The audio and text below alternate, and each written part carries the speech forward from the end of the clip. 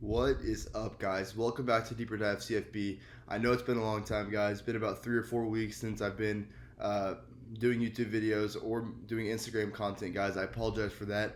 I really had to focus on school. I was doing well in school before, but there's an end goal that I had in mind, and I needed to reach that in order to do something that I'm really excited for. I'll talk more about that at a later date, but guys, I'm really excited to be back making college football content, guys. I spent a lot of days in the library, and I was just thinking, like, man, I really can't wait till I'm done with all this and can just get back to talking about college football. So I'm really excited, guys. And today, guys, we're going to be talking about the coaching carousel, some of these big-name hires. There's 7 hires I want to go through, all Power 5 jobs. So be sure to stay tuned throughout the whole video, guys. I'll have time markers in the description below to help you navigate your way through this video easier, guys. And with that, let's get right into it. Yeah, and I'll be right here in my spot with a little more cash than I already got. Tripping off you because you had your shot with my skin tan. Biggest hire from these last few weeks, definitely Lane Kiffin going to Ole Miss from FAU. Been the head coach at FAU these last 3 seasons. Pretty accomplished there, 2 10-win seasons, 2 conference championships. So Lane Kiffin has obviously done a very good job there. But it's worth noting that he has not had a very clean reputation as far as, being a head coach. Started with the Raiders in 07 and 08. Coached all throughout the 07 season. Went 4-12. 2008 season was fired 4 games into the year, and he had a huge beef with longtime owner Al Davis. So definitely not a good look for Kiffin there. Next year in 2009 goes to Tennessee.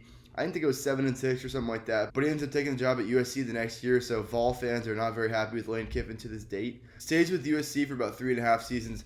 Has some success there early on, but you have to remember, a lot of those guys who were there during that time, recruited by Pete Carroll. Once Kiffin's recruits got in, definitely saw a lack of player development and definitely showed on the field, especially on the defensive side of the ball. They gave up about 62 points to Arizona State in 2013.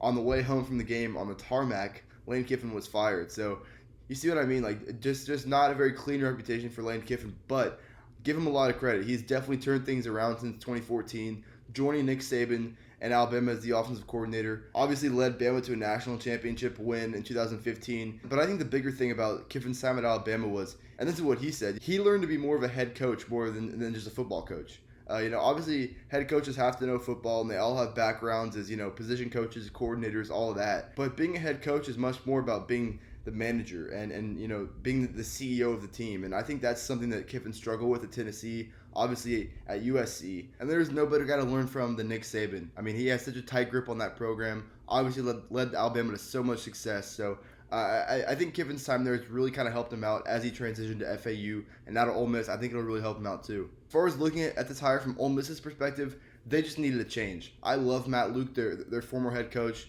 and I'm really glad that he ended up finding his way.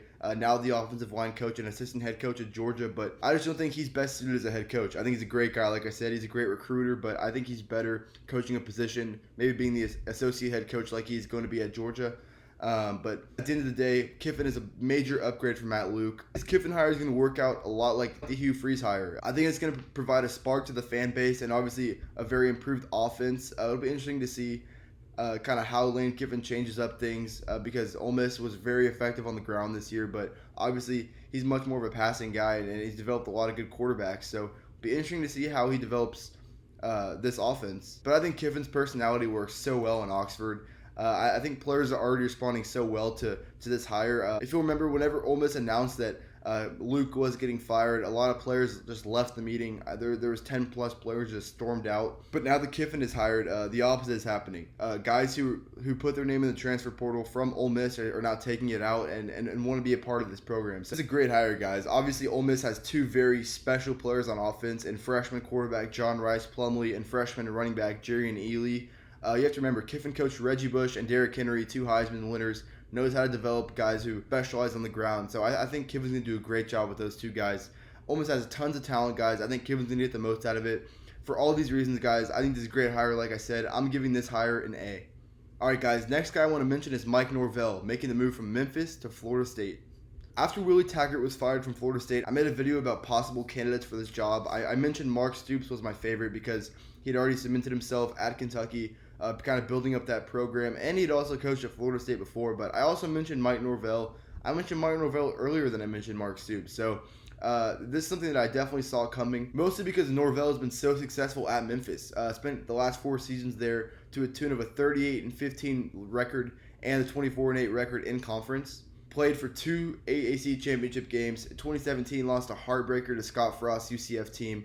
That team went undefeated, if you'll remember, beat Auburn in the Peach Bowl. So nothing to hang your hat on there. Lost that game 62-55 in double overtime. So Memphis definitely fought there. Definitely had a very competitive team. But this year, they made that hump and actually won the conference championship, beating Cincinnati. Game-winning drive by quarterback Brady White. And this Memphis team will be playing in the Cotton Bowl against Penn State. So Norvell in year 4 is able to lead Memphis to a New Year's Six Bowl. Very big accomplishment for him. Norvell comes from an offensive background. Was the offensive coordinator at Arizona State before his time at Memphis from 2012 to 2015 under head coach Todd Graham.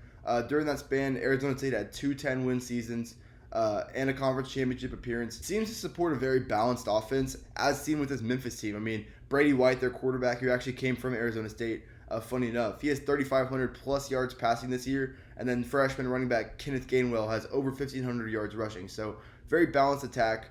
Not afraid to throw the deep ball, and also not afraid to just run right down your throat. So very balanced offense from Norvell. One thing to note, he's never coached in Florida, but being the young guy he is, he's only 38 years old, and he's proven. I think that far outweighs the fact that he's never coached in Florida. I think he'll be able to develop plenty of relationships with these high school coaches. I think he'll hire a great staff as well. And like I said, he has a proven track record of success. So I think this hire is going to work out, like I said. One thing to note also is running back Cam Akers, who's been their bell cow these last 3 years, declared for the NFL draft. So I think if Akers would have stayed, definitely would have put Florida State in a better position for next year. But at the end of the day, this is the right hire for the future. It might not work out year 1 or year 2, but I think by year 3 or year 4, Florida State's going to be back to winning 10-plus games, and I think this is the right hire, like I said. I'm going to give it an A- grade. All right, guys, third guy I wanted to mention was Eli Drinkwitz, moving from Appalachian State to Missouri. Drinkwitz was only at Appalachian State for 1 year, but definitely did not waste his time there. Led the Mountaineers to a 12-1 record, including 2 Power 5 wins at North Carolina against Mac Brown's team, who's now in a bowl game, and then at South Carolina, too, against Will Muschamp's team. So Drinkwitz obviously had a great year at Appalachian State, obviously proved enough to the Missouri Athletic Department to go ahead and hire him. Just a little bit of background on Drinkwitz. This dude is a certified Gus Malzahn disciple, dating back to 2004, where he coached under Gus Malzahn in high school in Arkansas. So these guys goes way back.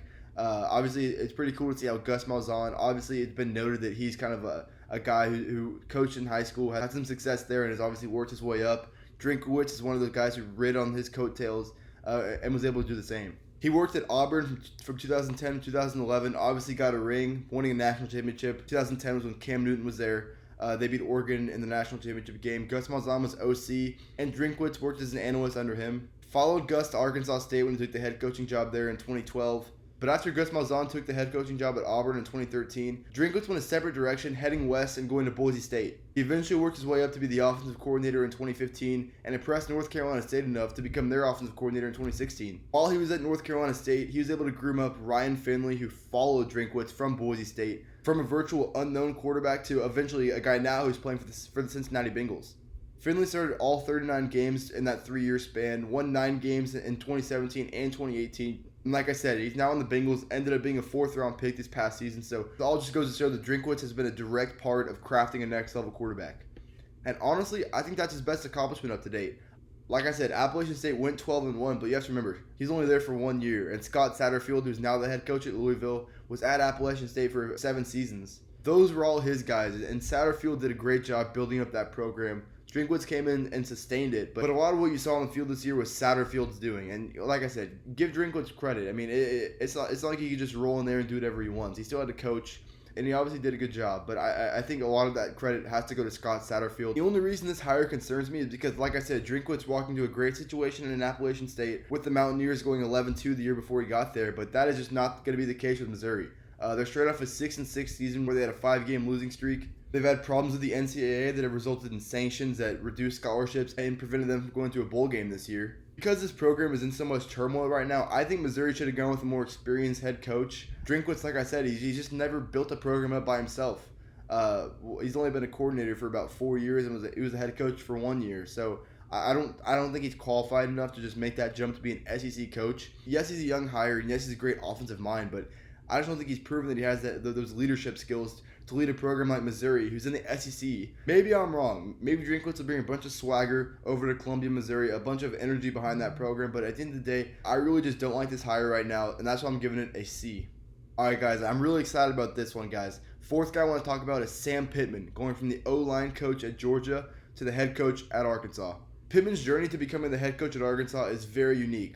First of all, he's 58 years old. Started out coaching in high school and at very small universities. First big job came in 1997, where he's the O-line coach at OU, coached there for 2 years, and since then he's been an O-line coach at major universities for these past 20 years. Some of these schools include North Carolina, Tennessee, Arkansas, and like I said, Georgia most recently. Pittman is known to be a great recruiter. In 2018, he was the number 4 recruiter by 24/7 Sports. One reason this hire might work is because Pittman has been at Arkansas before. Was the O-line coach there, like I said, from 2013 to 2015, so knows this program pretty well, knows the fan base, kind of knows what to expect. I think walking into a familiar situation will help him. But listen, this was not Arkansas's first choice.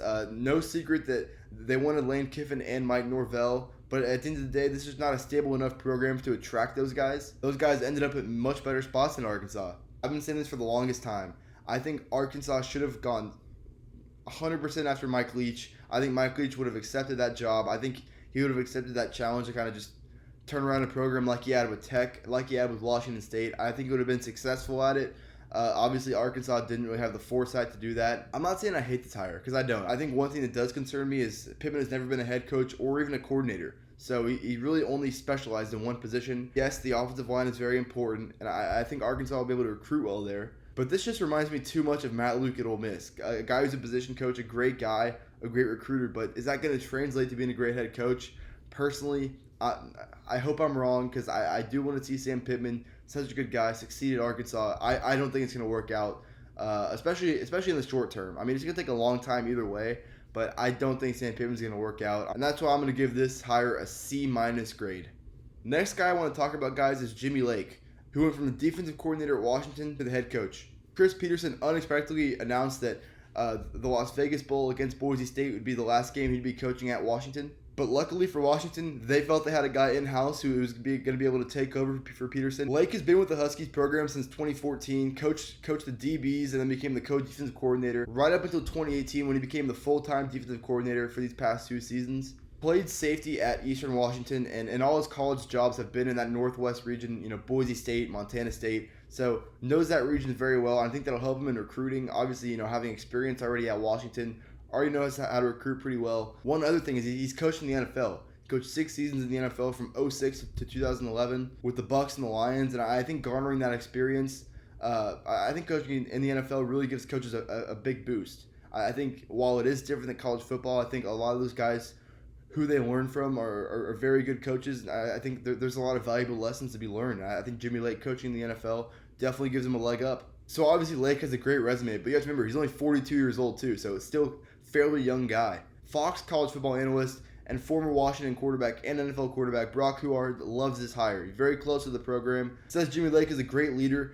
Combine that with the fact that Jimmy Lake is a great recruiter as well. Obviously, Washington's had top 15 classes these last 3 seasons. This looks to be a pretty good hire. Obviously, Washington's coming off a very disappointing 7-5 season. It'll be very interesting to see what happens with junior quarterback Jacob Eason. Obviously, Jacob Eason definitely talented enough to go ahead and enter his name in the NFL draft. I think at the same time, he didn't have the year he wanted to, coming back to his home state of Washington, transferring from Georgia, obviously. Like I said, they went 7-5, and I think there's still a lot to be left on the table. I would not be surprised if Jacob Eason came back. I also wouldn't be surprised if he entered his name in the NFL draft. We'll just have to see on that one. Regardless, though, I think Lake being under Peterson for 8 years is going to help him know exactly what to do as far as getting this program back to a college football playoff, because Peterson was able to do that himself. I think this hire is definitely going to work if Washington just recruits the way they have. I think Lake's going to bring great leadership. I think he's going to hire a good defensive coordinator in his place. For that reason, guys, I'm giving this hire a grade of a B+. Getting into the last 2 hires. Next guy's Greg Schiano, who's now the head coach at Rutgers for the 2nd time in his career. There was a huge controversy back in November of 2017 whenever Schiano was actually hired to become the new head coach of Tennessee to replace Butch Jones. Fans there did not like the hire, I think more from a football base, so they started digging to try to find reasons why Schiano should not be the head coach at Tennessee. Sure enough, Schiano was linked to the Jerry Sandusky case, didn't have anything to do with it, had no wrongdoing at all. His name was just in there. Tennessee fans and Tennessee media just harped on that, and at the end of the day, I mean, Tennessee Athletic Department felt so much heat from the fan base and from just the local community that had to retract the offer from Schiano. So very sad situation there, because Schiano definitely was right in place to get that job, and fans, just because they didn't like the hire, decided to kind of attack him for a personal reason.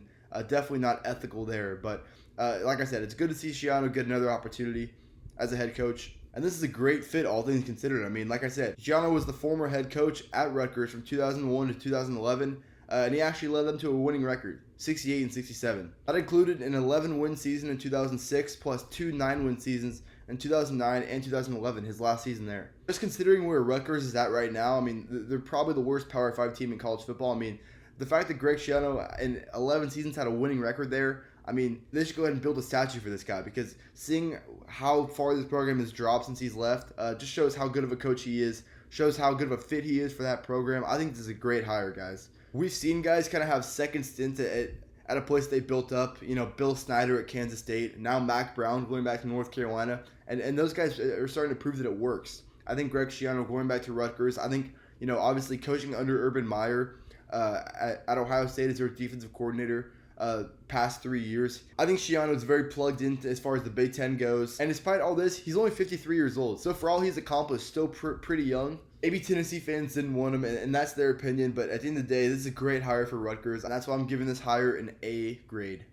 All right, guys, the last Power 5 hire I want to go over, Jeff Hafley, who was the co-defensive coordinator at Ohio State, making the move to become the new head coach at Boston College. As mentioned, Hafley spent this past season as the co-defensive coordinator at Ohio State. Before that, coached 7 seasons in the NFL as the secondary coach of the Bucs, the Browns, and the 49ers. Much like Jimmy Lake, who's now the head coach at Washington, like I mentioned, just coaching in the NFL just helps you garner so much knowledge. The NFL, as far as coaching goes, as far as, you know, football knowledge goes, gives you such an advantage when you come back to college. Very exciting to hear that Jeff Hafley has that experience, and this guy is a great recruiter. 4th ranked recruiter for this upcoming 2020 class. So Jeff Hafley in his 1 year at Ohio State has done a great job recruiting. Obviously a great job with that defense as well. This is a guy that's from New Jersey. He's also coached the secondaries at Pitt and Rutgers under Schiano, actually.